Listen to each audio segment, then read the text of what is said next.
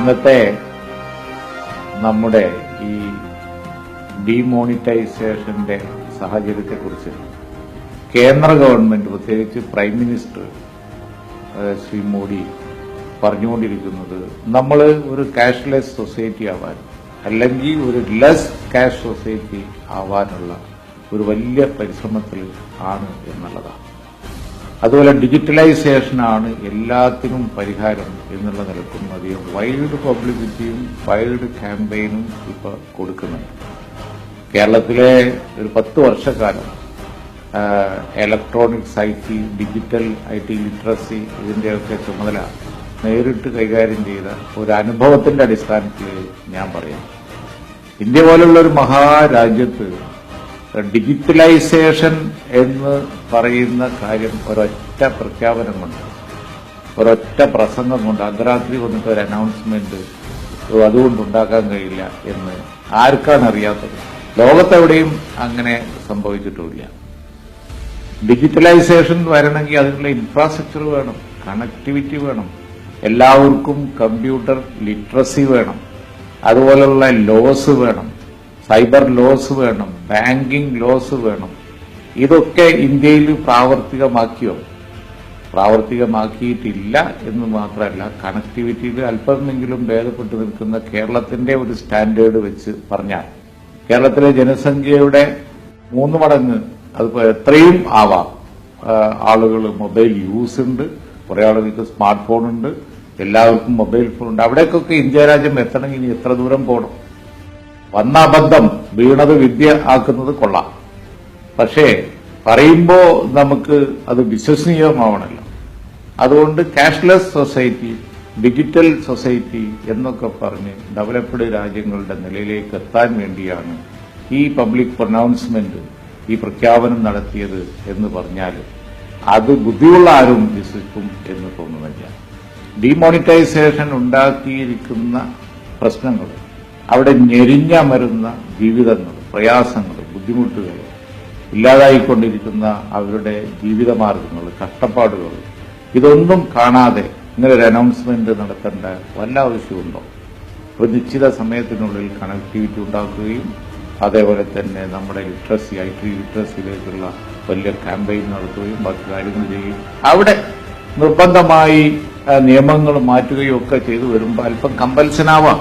എല്ലാവരും ഡിജിറ്റൽ എക്കണോമിയിലേക്ക്, ട്രാൻസാക്ഷനിലേക്ക് മാറണം എന്ന് പറയാം.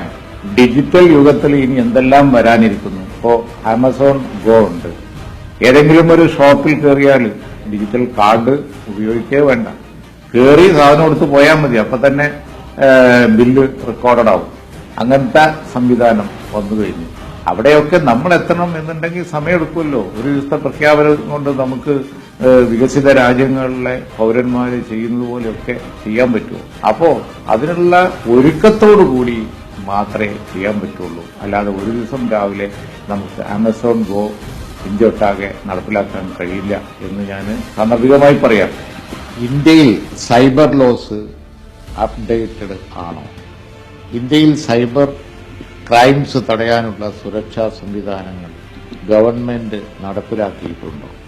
ഇന്ത്യയിൽ എത്ര ശതമാനം ജനങ്ങൾ credit card, debit card, PayPal, mobile wallet, online mobile banking എന്നിവ ഒക്കെ ചെയ്യുന്നുണ്ട്? 78% ജനങ്ങളും കറൻസി ഇടപാട് നടത്തുന്ന ഇന്ത്യയിലെ കറൻസി രഹിത ഇടപാട് നടത്തുന്നവരുടെ എണ്ണം വെറും 22%. മറ്റു രാജ്യങ്ങളുമായി കമ്പയർ ചെയ്യുമ്പോൾ ഇന്ത്യയിലെ കാൾ ഡ്രോപ്പ് റേഷ്യോ വളരെ കൂടുതലാണ്. പോയിന്റ് ഓഫ് സെയിലിൽ ഉള്ള ഡെബിറ്റ് കാർഡ് ഉപയോഗം ഇന്ത്യയിൽ വെറും 5.2% മാത്രമാണ്. കറൻസി രഹിത ഇടപാടുകളിൽ മുന്നിൽ നിൽക്കുന്ന രാജ്യങ്ങളിൽ ബെൽജിയം 93%, ഫ്രാൻസ് 92%, കാനഡ 90%. അതിനുള്ള ഇൻഫ്രാസ്ട്രക്ചർ അവിടെയുണ്ട്. ഇന്ത്യയിൽ അതുണ്ടോ? 125 കോടി ജനസംഖ്യയുള്ള ഇന്ത്യയിൽ 1/3 നിരക്ഷരാണ്. 1/3 യുവാക്കളും സെക്കൻഡറി വിദ്യാഭ്യാസം ലഭിക്കാത്തവരാണ്. സാങ്കേതിക വിദ്യകളുടെ ലഭ്യത 100ൽ 15 കുടുംബങ്ങളിൽ മാത്രമാണ്. 119 രാജ്യങ്ങളിലെ നെറ്റ്വർക്കിംഗ് ലഭ്യതയുടെ ഇൻഡെക്സിൽ ഇന്ത്യയുടെ സ്ഥാനം 91, അടിസ്ഥാന സൗകര്യ ലഭ്യതയിൽ 114 സ്ഥാനം, സാങ്കേതിക വിദ്യ ഉപയോഗിക്കുന്നവരുടെ പട്ടികയിൽ 120 സ്ഥാനം. ഒരു രാത്രിയിലെ പ്രഖ്യാപനം കൊണ്ട് ഇന്ത്യയിലെ നോട്ടുകൾ നിരോധിക്കുകയും ഇന്ത്യയെ ഒരു ഡിജിറ്റൽ രാജ്യമായി പ്രഖ്യാപിക്കുകയും ചെയ്താൽ അതാവുമോ?